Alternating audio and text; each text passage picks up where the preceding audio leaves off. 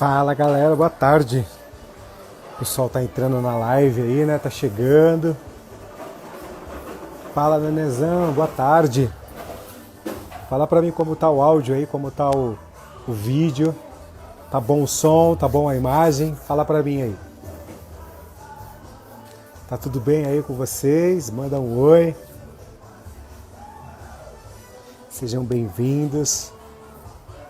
Essa live hoje vai ser surreal. Áudio ok? E como tá o vídeo? Essa live vai ser espetacular. A gente vai falar sobre um tema maravilhoso, né? Que é a questão da escravidão no nosso país. E vocês vão amar o conteúdo que foi preparado especialmente para vocês. Fiquem por aí. Ó, dá tempo de chamar todo mundo, dá tempo de convidar as pessoas. Pega o aviãozinho aí, manda de convite porque esse conteúdo ele é muito especial.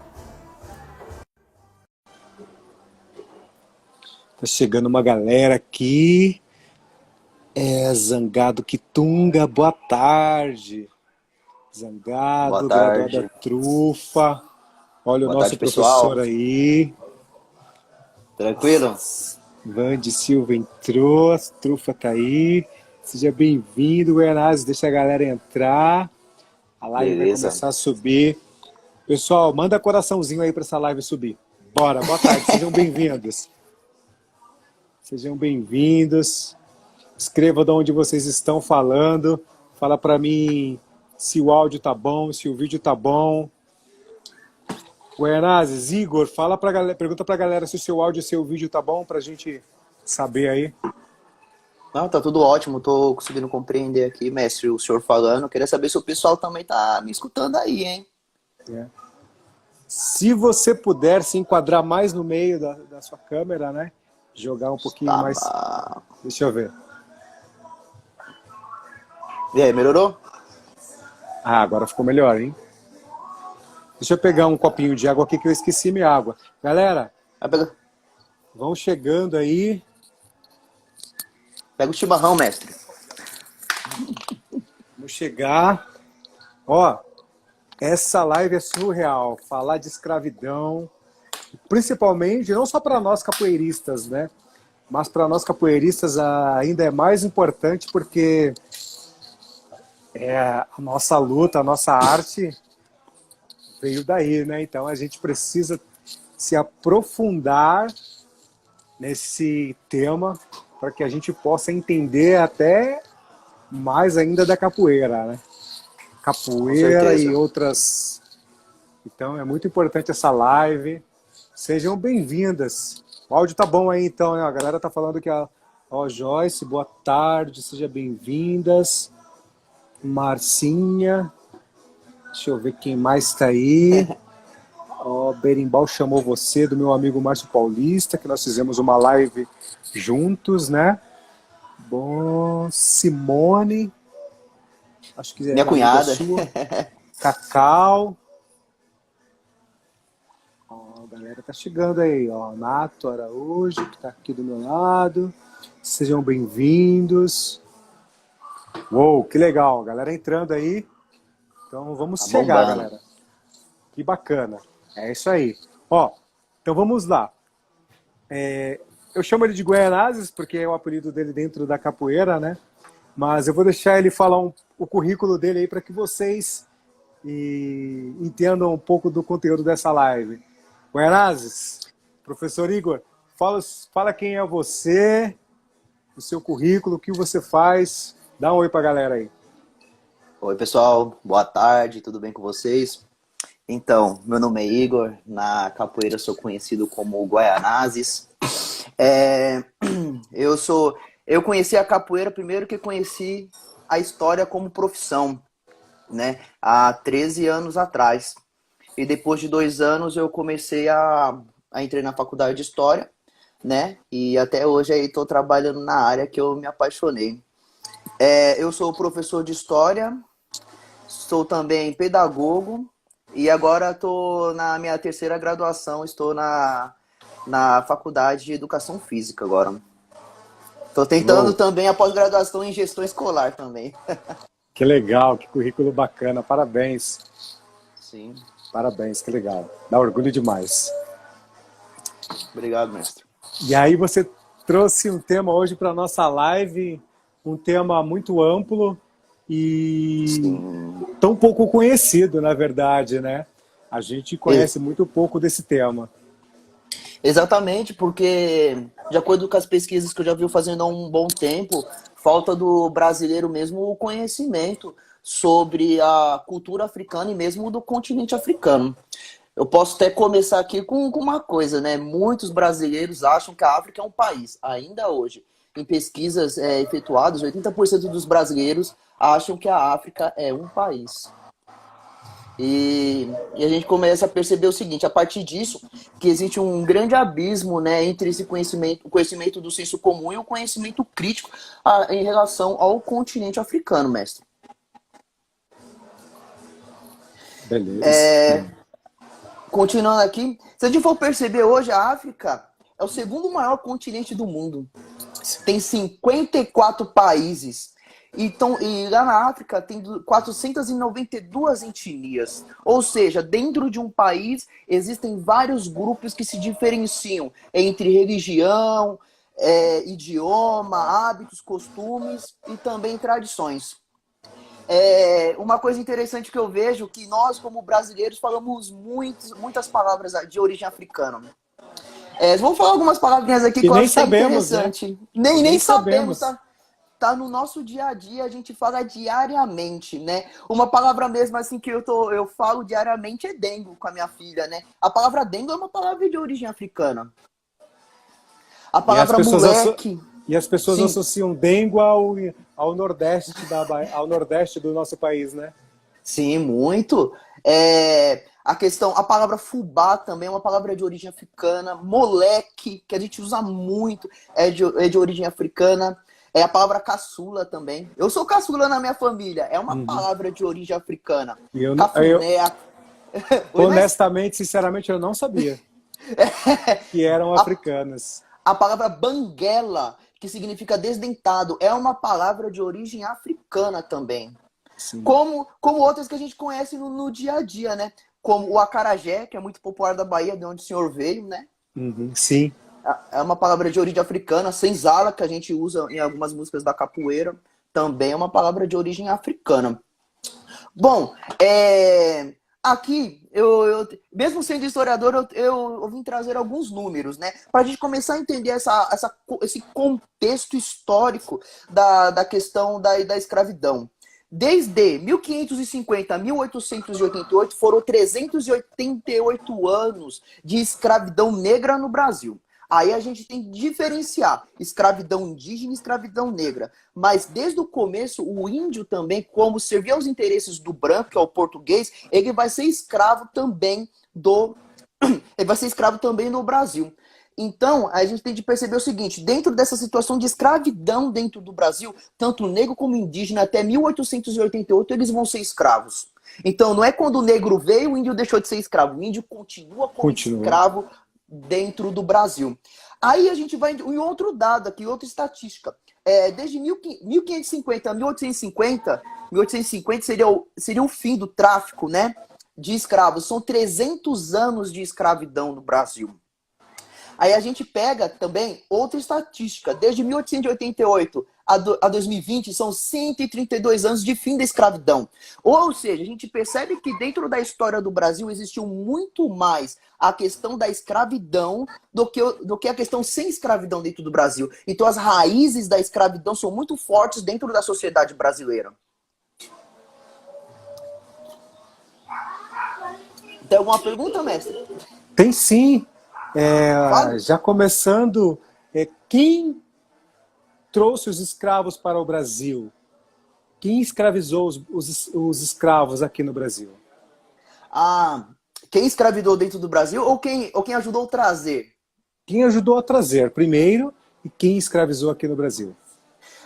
Existe um pensamento corriqueiro na sociedade brasileira que foram os próprios brancos que entram dentro do interior do continente africano através do século XV e XVI e vão caçar negros.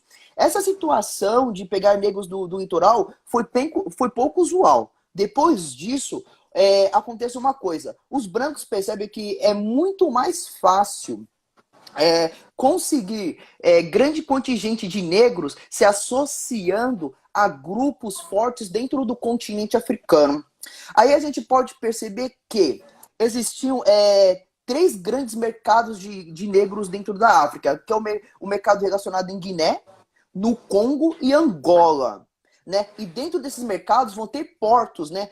Portos no Senegal, né? De Ajudá, que fica em Benin, ou de Calabar, na Nigéria, e de Luanda, que fica em Angola. São os portos onde vão se trazer os negros, mas não quer dizer que os negros são desses portos. Os negros são do interior do continente africano. E são vários e vários grupos diferentes que vão vir para o Brasil, né? A gente vai ter os 2 principais grupos que a gente conhece muito, né, dentro do mundo da capoeira, que são os Bantus, né, que são do centro-sul do continente africano, e também a gente vai ter outros grupos também que são poucos falados, né? Os Mandingas, Sonrais, Mocis, Alçás, os Minas, Ardas e Crioulos. São muitos e muitos grupos que eles vão vir para o Brasil. E existe um grande costume aqui dos proprietários de escravos de colocar grupos diferentes dentro de uma mesma, vamos supor, na área rural, em uma senzala. Eles não queriam grupos da mesma etnia, né? Porque eles achavam que esses grupos poderiam se organizar e se revoltar, né, contra o processo de escravidão dentro do Brasil. E muitas vezes o brasileiro acha que o negro dentro da África era trocado por dinheiro. Não era dinheiro, era troca de escambo, era mercadoria por mercadoria. Quais mercadorias os negros da África que caçavam outros negros estavam procurando? Principalmente armas, para facilitar a caça de outros negros dentro do território. Também eles trocavam cachaça, fumo, farinha de mandioca e açúcar. Os brancos davam para esses grupos mais poderosos em troca dos negros. Então, o que você está me dizendo é que foram os próprios negros africanos que caçavam outros negros para poder fazer a moeda de troca. Fazer a moeda de troca. A interiorização do europeu dentro do continente africano só começa no século XIX, quando ele começa um processo sistemático de dominação do continente africano. Antes disso, os próprios reinos não querem os brancos no interior, porque assim eles vão perder sua moeda de troca. Sim. Mas dentro dessa complexidade, várias pessoas também queriam dar outras pessoas como escravos. Vamos supor, dentro de uma família, um filho fora do casamento, geralmente faziam algum tipo de situação para colocar aquela pessoa para ser vendida como escrava. Vamos supor, um pai que tinha vários filhos, dava algum de seus filhos para ser vendido também como escravos. Pessoas que passavam fome se davam para ser vendidas, para também ser levadas como escravas. Até mesmo porque eles tinham, né, as promessas de que, sendo escravos, eles iam ter alimento, né, ter moradia. É isso mesmo? Alguns grupos que eram muito pobres mesmo, da região principalmente do Saara, eles se davam mesmo como escravo, achando que iria melhorar a condição de vida deles. E eram famílias inteiras que iam. Aí a gente começa a perceber que os escravos que vêm para o Brasil são de vários grupos sociais. Pode ser tanto pessoas ricas como pessoas muito pobres. Dos 2 grupos, eles vão ser trazidos para o Brasil. Ah, bacana. A gente entendendo essa questão de que os próprios africanos, os próprios negros escravizavam, né, já de imediato as pessoas, porque a partir do momento que você ia lá caçar os negros para poder ter eles como moeda de troca, já era uma questão de escravidão, né? Então, e quem traziam esses... Aonde que era o principal porto? Aonde que... Você falou as cidades, foi isso? Ou os portos? Sim, eu falei 3 mercados que fornecem, né? Fornecedores de negros, mas assim, a gente tem diferença entre eles. Vamos supor, a Angola, que vai ser um local de domínio mesmo português, é diferente de outros locais como o Congo, o Reino do Congo, entendeu? Então, dentro de Angola, vai ter situações diferenciáveis, né? E vamos supor, O contato também é diferente, porque lá já tem brancos alojados dentro daquele local, diferente do Reino do Congo, que não tem, é um contato já direto com os reinos também. Vão se formar reinos, as estruturas dentro da África, principalmente do litoral ocidental, vão se alterar a partir do contato não somente com os portugueses, que estavam nesse caso da escravidão. Tem portugueses, holandeses, ingleses, franceses, todos estão nesse mundo porque a escravidão vai gerar muito dinheiro. Era um mercado que gerava muito dinheiro, mestre. Ah, bacana. Entendi. Ó, que legal. Pessoal, tá vendo? Algumas coisas aí que eu não sabia, eu acredito que vocês também não, né? Então, informações importantes, e aí a gente vai entrar num conteúdo espetacular, a gente vai se aprofundar ainda mais nesse contexto aí, nesse conteúdo, para que vocês tenham esse conhecimento mais fino e entendam realmente o principal início, como que funcionou essa questão da escravidão. Ó, legal, Igor, dá continuidade aí que tá surreal. Ah, beleza. Então, a gente tem que pensar numa coisa. A questão, agora o termo escravidão, né? A escravidão na África já existiu há muito tempo, desde a antiguidade. Porque se a gente for ver que o Egito está na África, então a escravidão está na África desde a época antiga. Até 4.000 anos antes de Cristo já tem escravidão dentro da África. Mas a escravidão é comum, é popular. Também existe escravidão na Europa, também existe escravidão na Ásia. Então esses povos que dialogam, que estão próximos um do outro, eles têm no costume deles a questão da escravidão. Mas assim, a gente não pode confundir termos, né? Coisas originais de coisas antigas. O conhecimento, vamos supor assim, a escravidão era doméstica, era o escravo doméstico. Às vezes o escravo na África participava até da família. Mas o que eles vão fazer, que é transferir até 9 milhões de pessoas, né, que os dados, a gente não sabe qual foi a quantidade certa de milhões. Tem gente que fala que é 3 milhões e 500 mil pessoas, 9 milhões, 14 milhões, a gente não sabe ao certo. De trazer pessoas de um continente para o outro, para ser escravo, é uma questão original da Idade Moderna. E são os países da Europa que vão começar com esse processo. Entendi. Entendeu? Agora, dentro da América já não existe a questão da escravidão, são questões diferentes. Existem os trabalhos sazonais que grupos indígenas fazem por um grupo mais forte, que isso era o Império Inca, mas trazer pessoas de um território para o outro é uma questão totalmente original que só acontece na Idade Moderna, mestre. Ó, responde essa que é legal. Qual? Eu ia fazer essa pergunta também. Os escravos no Egito eram pagos ou não? Geralmente, a questão dos escravos, né? Os escravos geralmente são prisioneiros de guerra. Geralmente, ou prisioneiros de guerra, pessoas endividadas, pessoas rejeitadas pela família, pessoas que cometem crimes, não seguem as leis de determinadas tribos. Essas pessoas vão ser os escravos de determinadas sociedades. É comum isso, tanto na África como também na Europa. Entendi. Bacana. Foi uma pergunta do Caide aqui que ele fez, né? Se alguém quiser fazer mais alguma pergunta, vão mandando aí que a gente vai tentar responder a todas as perguntas de vocês. Pode dar continuidade, muito bacana. Opa, tudo bem. Então a gente tem que perceber o seguinte, né? A demanda de escravos para o Brasil está estritamente relacionada com as necessidades da colônia. O Brasil, como uma colônia, e dependendo da sua produção, que a gente pode... eles estão... às vezes, os três estão permeando juntos, né? Em alguns momentos. Vamos supor, a produção de açúcar, a procura do ouro, e depois, mais para frente, no final do século XIX, e até começo do século XX, né? Começo do século XIX, no caso, que vai ser a produção do café, eles vão precisar, querendo ou não, de pessoas para trabalhar dentro da colônia. Mas existe um problemaço nessa história. Muitas pessoas vão dizer o seguinte, que os índios eram preguiçosos, que os índios não gostavam de trabalhar, eram vagabundos. Isso é totalmente uma ideia que não cabe mais dentro do conhecimento histórico na atualidade. Os índios, eles vão lutar contra a escravidão, como os negros também vão lutar contra a escravidão. Mas a questão é, trazer negros da África para o Brasil gera imposto para Portugal. Caçar índios dentro do Brasil e revender dentro da colônia não gera imposto para Portugal. E por isso Portugal vai combater em alguns momentos o tráfico interno eterno de escravos indígenas e vai sempre privilegiar, valorizar o tráfico, querendo ou não, dos escravos vindo da África. Porque isso gera dinheiro para Portugal no momento da venda do escravo. Entendi. Isso é um problema que muitos brasileiros... Eu já vi até muitos capoeiristas falar isso, mestre. Aí a gente percebe o seguinte, dentro dessa história relacionando com a África, a gente perdeu muita coisa ao decorrer do tempo, mas tem muita coisa importante que serve a gente até retirar muitos preconceitos que a gente tem em nós e desconstruí-los também. Agora, tem alguma pergunta, mestre? Alguém tem alguma pergunta aí? Pode fazer uma pergunta também, viu?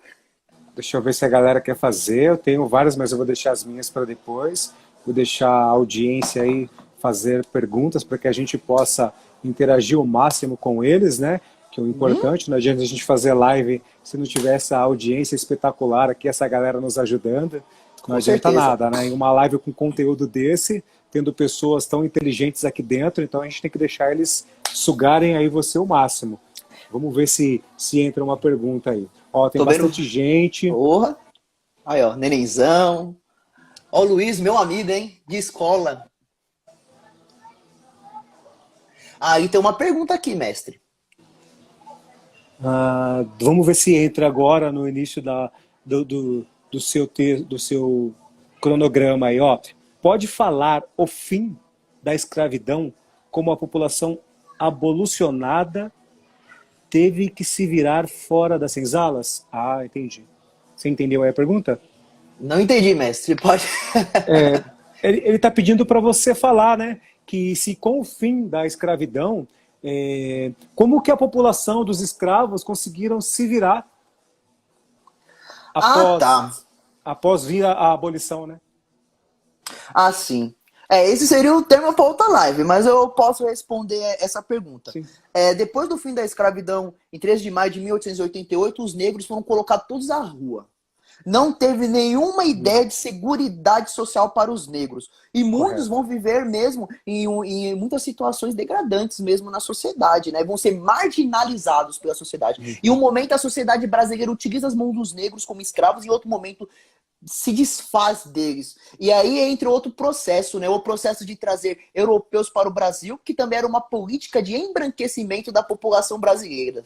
Eles achavam que trazendo brancos e fazendo a população brasileira se tornar mais branca seria melhor para a população brasileira. E por outro lado, não inseriram os negros dentro da sociedade com trabalhos assalariados. Os empresários da época, os fazendeiros, não queriam pagar salário para os negros. Porque não adianta você receber o título de que você é livre, mas você continuar sendo excluído, né, da sociedade. Não adianta nada te jogar na rua e com um título na mão, não te vale de nada. Então, e muitos, né, inclusive, voltaram para as fazendas para trabalhar de graça, para continuarem sendo escravos, porque eles não tinham o que comer. Sim, muitos trabalhavam em troca de comida. Muitos.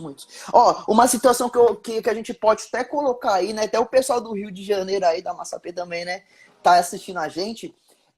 Que muitos locais no Rio de Janeiro, eles vão começar a excluir os negros. Vamos supor, existe um morro do Flamengo. Eles vão acabar com o morro inteiro e vão fazer o aterro do Flamengo, porque eles não queriam negros dentro do centro da cidade do Rio de Janeiro. E os negros, não tendo local para morar, que eles estavam no centro, eles vão todos para o morro. Aí começa o surgimento das primeiras favelas dentro do Rio de Janeiro. Ah, entendi. Ó, tem mais uma pergunta. Ótima essa resposta, hein? Surreal, maravilhoso. Eu não sabia disso também, não. Maravilhoso. Ó, tem aqui mais uma pergunta do Nenezão. Professor Igor, hoje ainda existe escravidão? Hoje em dia, muitos historiadores vão debater, até pessoas das ciências sociais, mas existem situações análogas, semelhantes à escravidão. Mas agora, vender uma pessoa como propriedade de outra dentro da sociedade brasileira, no caso, não existe. Mas existem muitas pessoas trabalhando em situações análogas à escravidão. Se a gente pega alguns casos como dos boias frias, como dos bolivianos que trabalham em São Paulo, eles trabalham em condições análogas à escravidão. Exatamente, é verdade. É esse termo que é até usado na Constituição brasileira, viu? Condições análogas à escravidão. Mas em outros locais do mundo, como a gente pega em situações, em contextos da África, existe mesmo a escravidão ainda, principalmente na procura de metais preciosos que as empresas europeias, elas querem, e até chinesas e até norte-americanas também, Sim. e elas se apropriam dessa forma de trabalho dentro do continente africano, até de grupos rivais tendo guerras entre si. É uma das maiores exploradoras de minérios do planeta, que é uma americana, né? Ela explora a minha região, né? A região onde eu nasci, que é a região de Jacobina. Inclusive, é a região de onde saiu uma das maiores pedras preciosas que existem hoje no mundo, e é uma mineradora americana. Ó, tem uma outra pergunta aqui para você. Você pode Pode. voltar a detalhar a diferença entre os escravos dentro da África e quando eles vão para o Brasil? Ah, detalhar sim. Vamos supor, existe já a cultura desde a antiguidade da escravidão, e isso tá no continente africano, no continente europeu e também na Ásia. A gente não pode pensar que foi o europeu, vamos supor, no nosso caso, né, brasileiro, o português que Sim. levou a escravidão para a África. Não foi. E existia dentro desses continentes uma ideia, o costume, o hábito, a cultura do escravo doméstico. O escravo, eram poucos escravos que trabalhavam para determinadas famílias. Geralmente eram pessoas vencidas em guerra, geralmente eram pessoas que estavam em dívidas, geralmente pessoas rejeitadas pela família, pessoas vendidas por outras, vamos supor, uma família que tem muitos filhos começa a vender parte dos seus filhos para serem escravos, pessoas que se dão, né, também porque estão passando necessidade para ser escravos, para ter um alimento para comer. Mas é uma situação localizada, é o escravo doméstico. Agora, transportar, vamos supor, 3 milhões e 500 mil pessoas de um continente para o outro, até que o Caide colocou o nome de diáspora africana, isso é uma condição precisa, original, particular da Idade Moderna. Não existia isso antes. Aqui, eu também eu trouxe também outras informações que pode ter gerado debate, aí o pessoal também pode mandar perguntas para nós, tá bom? Legal. Aqui, uma coisa. Dentro do navio negreiro, né, os negros, né, quando eles são levados para o litoral, é aí que ocorre uma situação, né? Eles são batizados,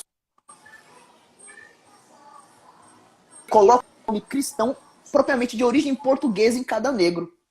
Vamos supor, coloca o nome de Manuel, né? Já vem em fontes nome de Bruno, José, Antônio, Marcos, vão colocar vários tipos de nomes, todos de origem portuguesa, e marcam a ferro em brasa os negros que entram dentro do navio negreiro. E colocam um pouco de sal dentro da boca dele.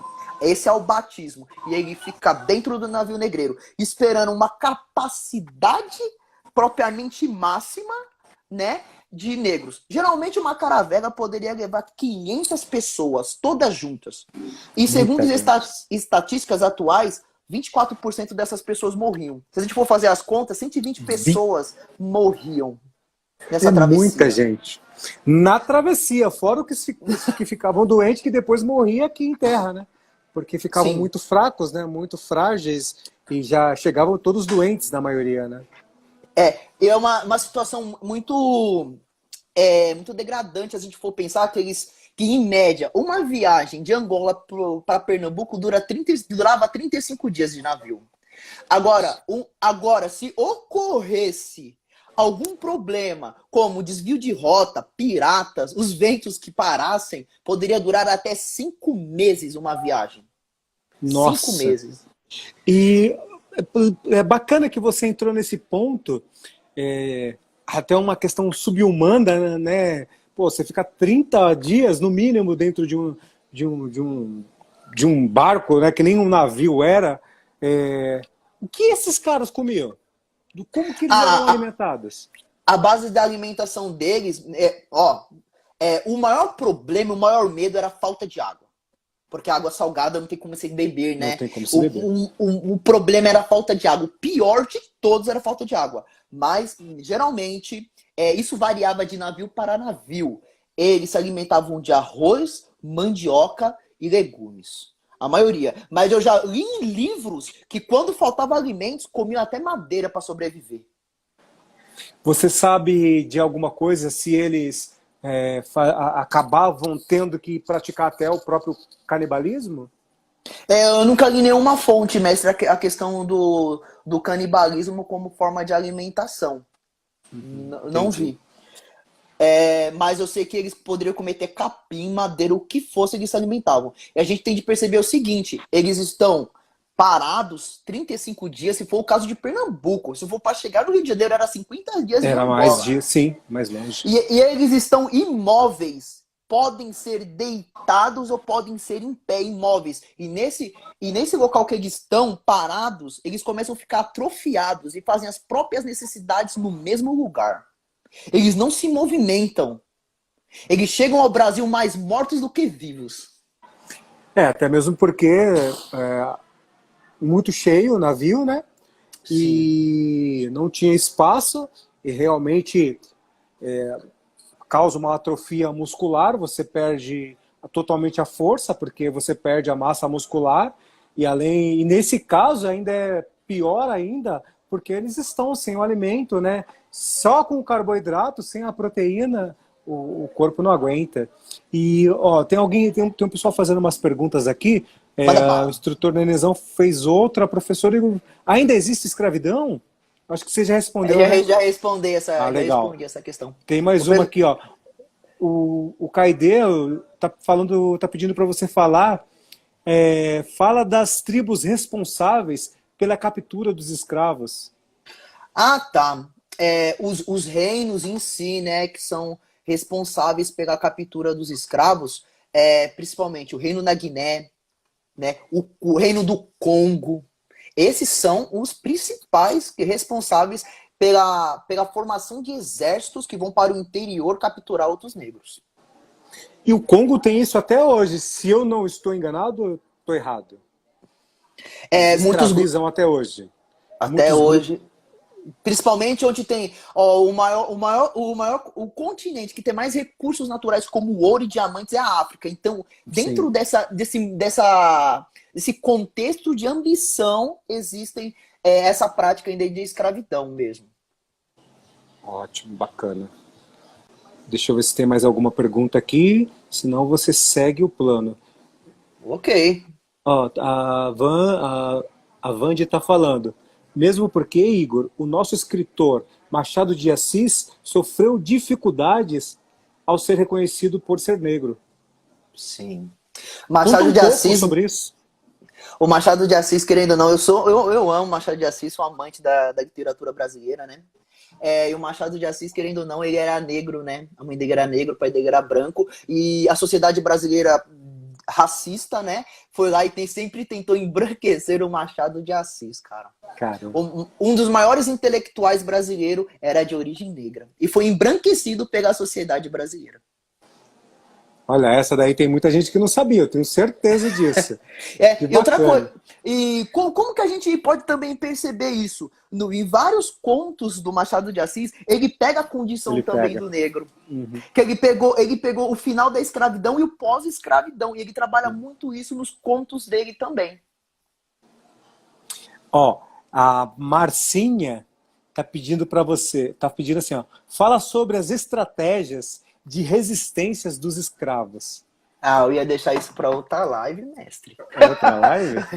Não, Mas eu dá aquele, deixaria. sabe aquela degustação? Aquele Ah, docinho? deixa. Dá só o doce. Sim. Aí na outra live aí você dá o pedaço da torta inteira. Ah, pode deixar, hein?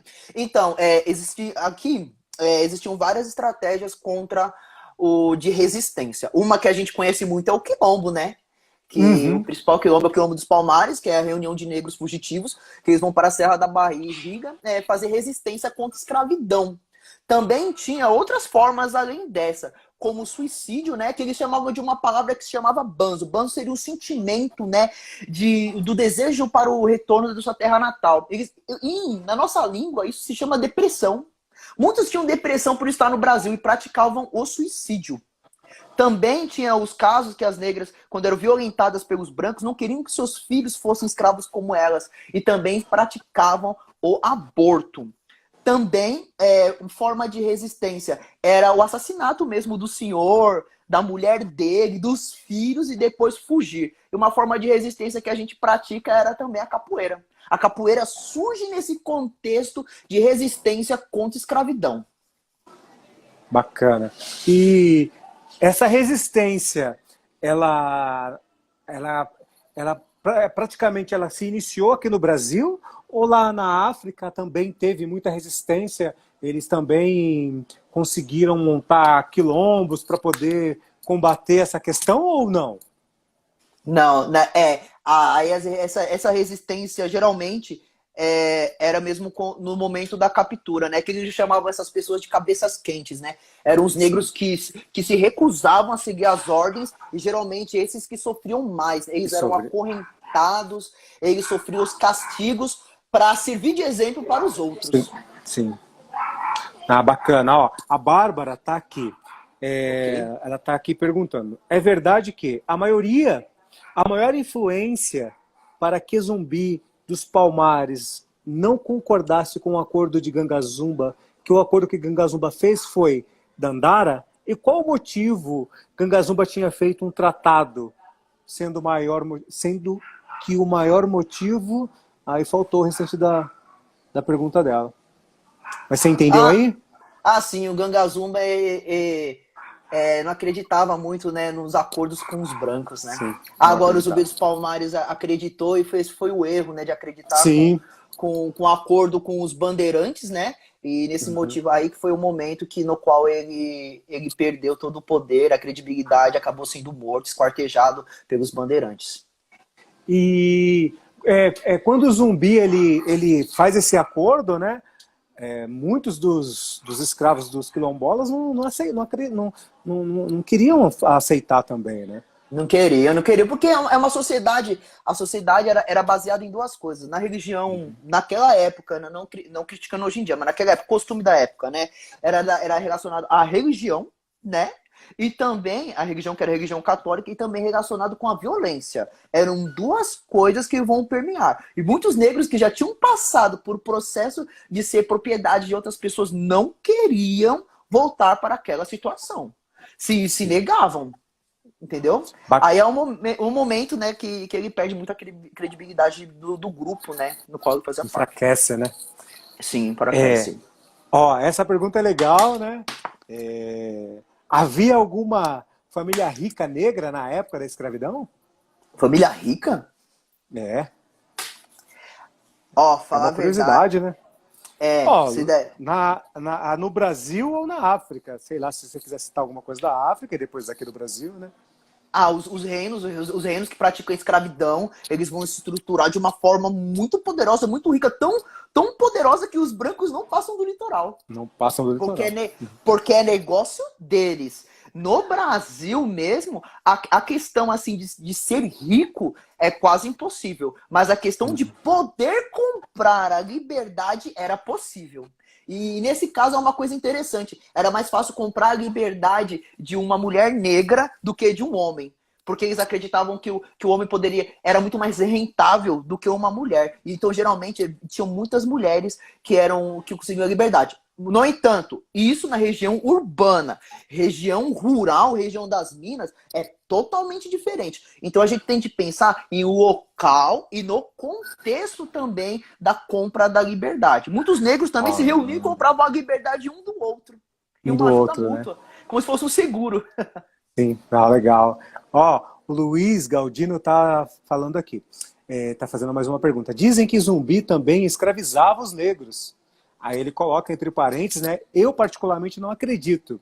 Aí ele pergunta para você, você consegue falar sobre isso? Você sabe se realmente Isso é um assunto polêmico mesmo.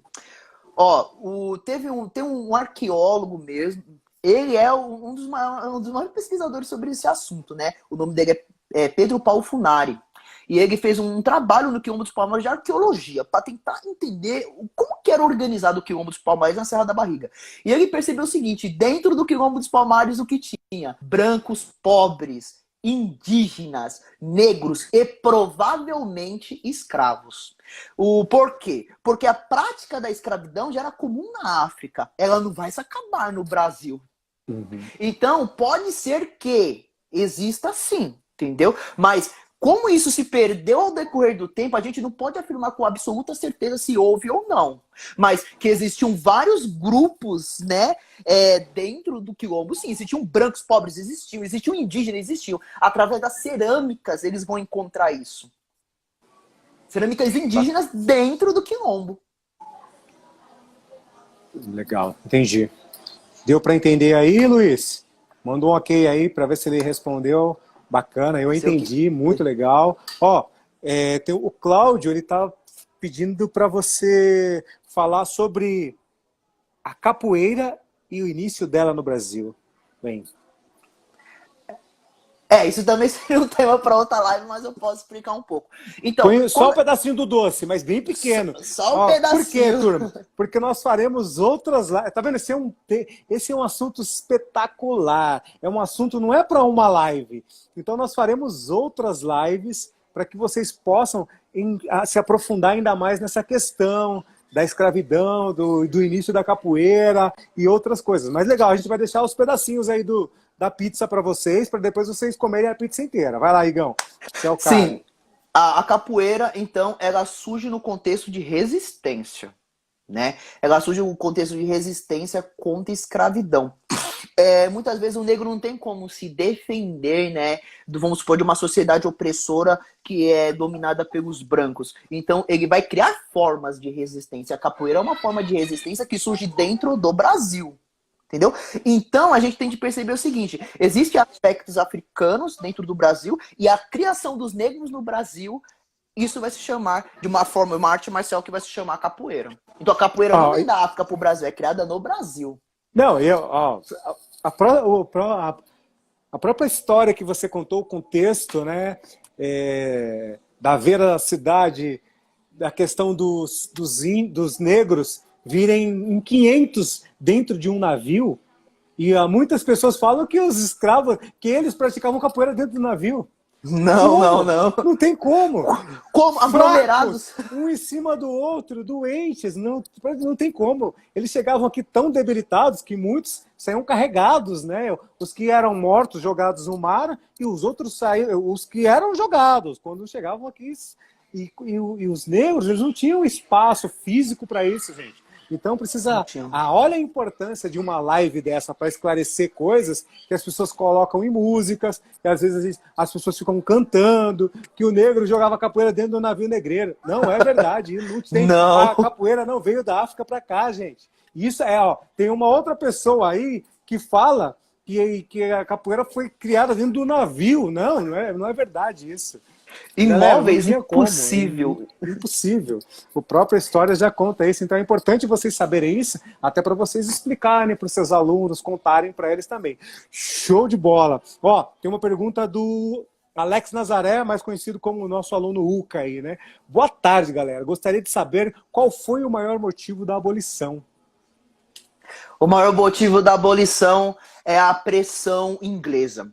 Aí a gente tem de entender um pouco como que funciona a economia. A Inglaterra, ela fez 2 revoluções industriais, uma no século XVII para o XVIII e outra no século XIX. Então a Inglaterra está num modelo econômico diferente. Ela necessita de pessoas que trabalham e consumam seus produtos para a economia girar, para a economia ficar dinâmica. O Brasil está sendo escravista. O escravo não consome, o escravo não compra nada. O escravo é uma propriedade de outras pessoas. O desejo do escravo é o desejo do seu dono. Às vezes só tinha uma roupa para a vida inteira. Às vezes se alimentavam mal, né? Então, a Inglaterra vai pressionar o Brasil para que o Brasil acabe com a escravidão, para esse grande contingente populacional começar a ser consumidores dos produtos ingleses. Então, a Inglaterra foi uma das primeiras a começar o tráfico e uma das primeiras a combater de acordo com seus interesses.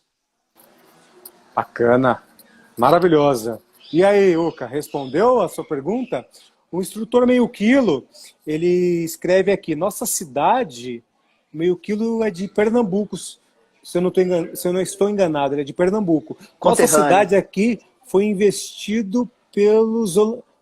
foi investido pelos holandeses. Aproveitaram os maridos que deu e eram... Eles prendiam as mulheres...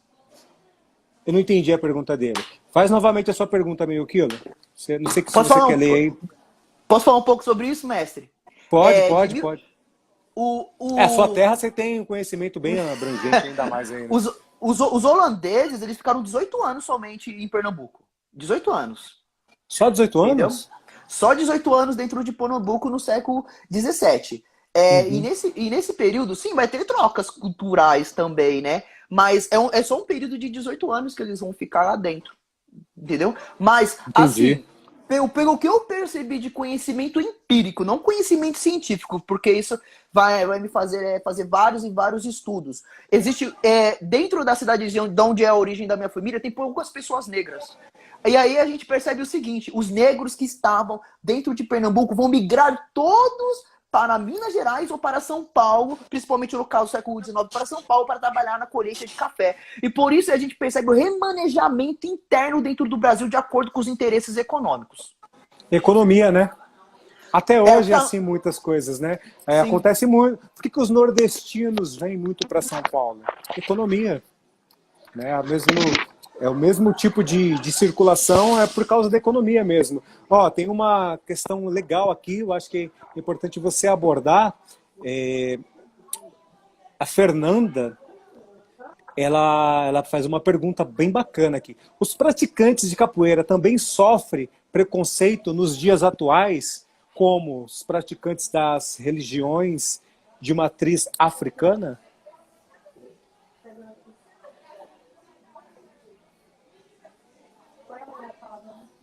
Cortou? Você não está ouvindo? E agora, melhorou? Tá ouvindo aí? Galera, tá escutando meu áudio aí ou não? Ou só ele que não tá escutando? Manda um alô pra mim aí, quem tá escutando meu áudio, quem escutou a minha pergunta pra ele. Se cair não tem problema, a gente volta, a gente retoma. Deixa eu ver. O meu áudio tá ok. É o seu aí. Dá uma olhadinha no seu. É o seu áudio, Igor. Você tá com fone de ouvido? Galera, as perguntas de vocês estão sendo perguntas de extrema importância, perguntas muito inteligentes e que tá nos ajudando muito na construção dessa live. Uou, que legal! Voltei. Cortou o áudio aqui, não sei o que aconteceu. Não, legal, mas agora voltou. Tá escutando aí agora? Sim, agora estou escutando. Legal, certinho. vocês... É bacana a gente fazer live com pessoas inteligentes, né? A nossa audiência aqui mandando perguntas espetaculares, mandando perguntas, mensagens espetaculares de gente inteligente. Que legal! Que bacana estar interagindo com vocês, de verdade. Eu vou te fazer a pergunta novamente, né? Deixa eu achar ela aqui. Ainda só um minutinho. Ela perguntou sobre a questão se no Brasil, até hoje, a capoeira ela sofre preconceito, igual as religiões de matrizes africanas. Você quer responder? Eu percebo sim. Não, posso responder. Claro. A partir do que eu observo, assim, né? Existe sim uma cultura, que nem a gente discutiu aqui. São 132 anos que a escravidão acabou no Brasil. As raízes da mentalidade, do preconceito permanece. De 388 anos de escravidão vão permanecer. Hoje em dia a gente pode perceber que várias outras artes marciais são muito mais valorizadas aos olhos da sociedade do que a capoeira em si. Sim. E muitas vezes a capoeira é vista como coisa de vagabundo, de marginal. Isso é uma mentalidade, né? Um costume muito das pessoas que são leigas, não conhecem o esporte, achar isso. E o próprio governo, numa época no Brasil, não sei se você pode falar sobre isso, que seria importante, você acabou de entrar nesse tema, ele colocou a capoeira dessa forma, né? Sim, né? Foi na primeira Constituição, a segunda Constituição do Brasil, né?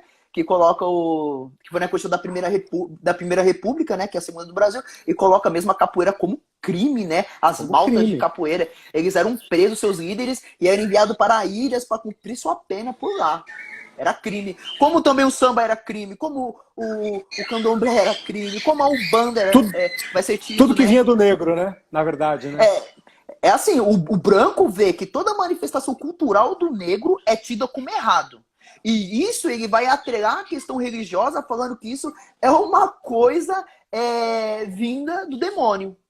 Para colocar o medo nas outras pessoas e tratar o negro como uma coisa negativa. Tudo que vem do negro, do africano no Brasil, eles vão tratar de forma negativa. Ó, o Daniel Barreto, ele tá fazendo uma pergunta aqui. Qual o papel de Dandara dos Palmares na luta em direitos dos negros na sua realidade? A questão da Dandara mesmo pode ser visto por vários vieses, né? Um viés interessante é que a gente percebe que é o papel mesmo da mulher negra dentro da sociedade brasileira, como papel representativo também, né? De luta contra a opressão, no caso, contra a mulher negra. Mostra que a mulher negra teve papel na sociedade brasileira, mas muitas vezes a gente não percebe isso, né? É a que foi companheira de Zumbi dos Palmares. Provavelmente, claro. Bacana. E tem alguma mulher de grande representatividade além dela nesse contexto aí, Igor? A gente pode ver a Chica da Silva, né? Que saiu em novelas, né? Que ela conseguiu uma certa ascensão social. Esse é um caso também que a gente poderia mencionar na sociedade mineira, urbana, diferente da sociedade rural brasileira. E é bacana você ressaltar, você falar também que essa questão do preconceito com as religiões de matrizes africanas, com os esportes que os negros praticam, isso diminuiu muito. Hoje você vai em qualquer casa de candomblé, você vai ver que 95%, quando não mais, quando não 100%, dos praticantes da religião são brancos.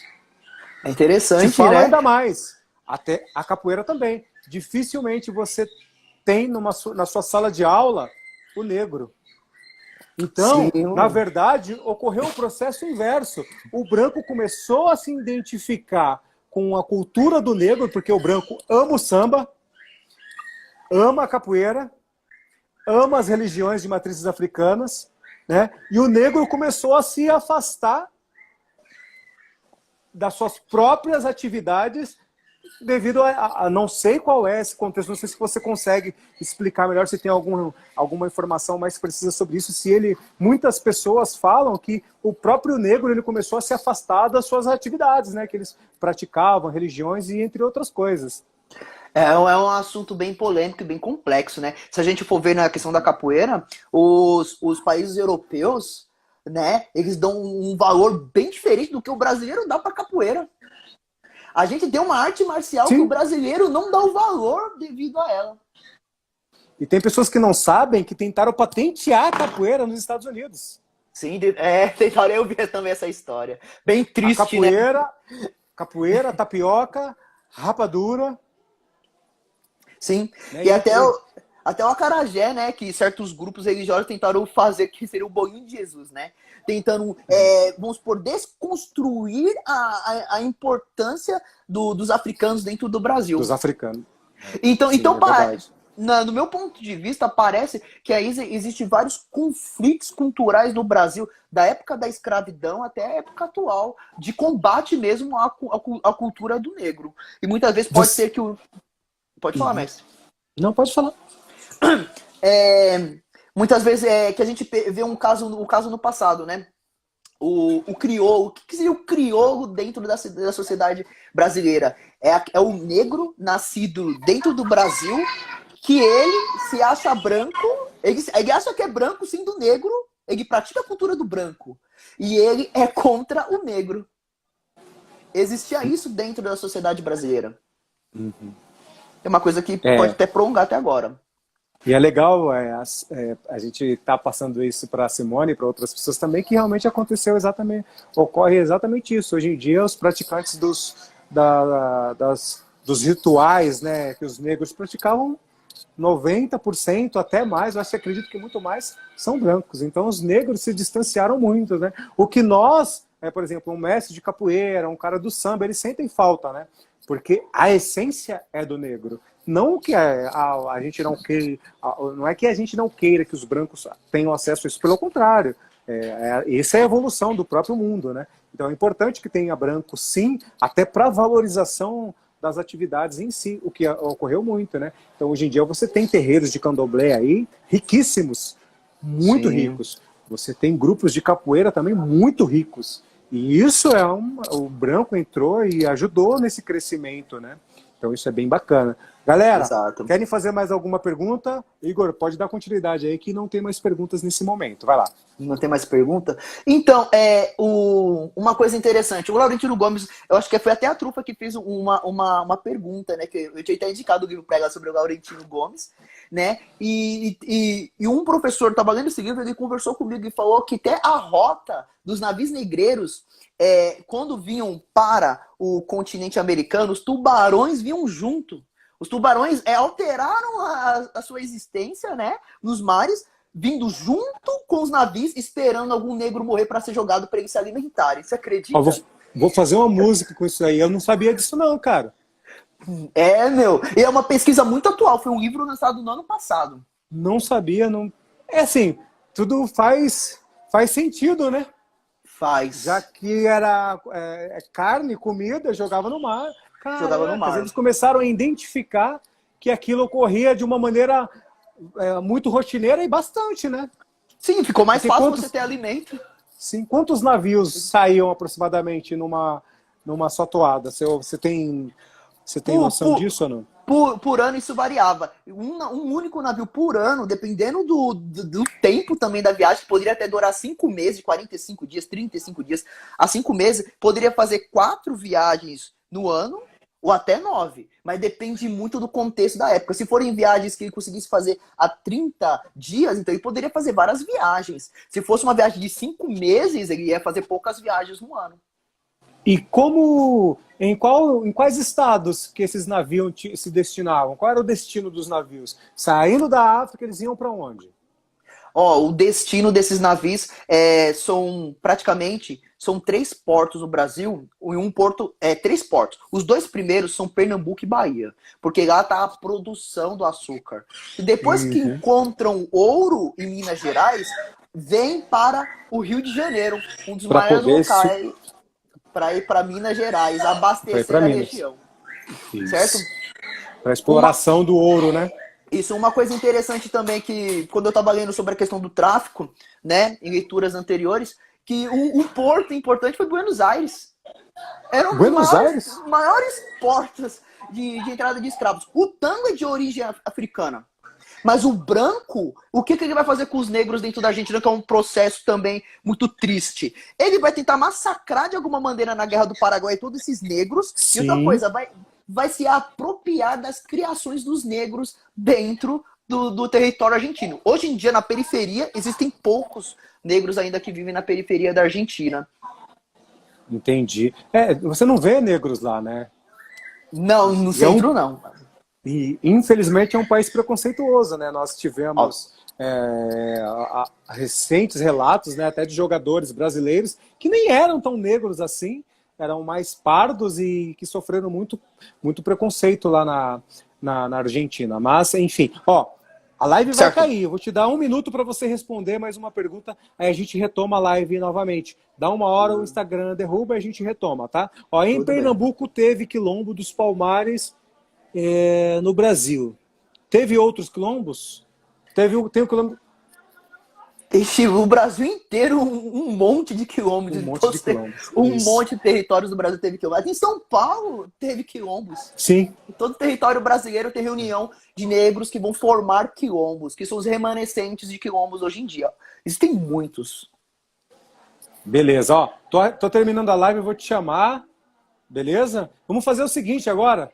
Vamos fazer o inverso. Você abre a live e me chama para você ficar no papel principal ainda mais. Tudo bem. Tranquilo.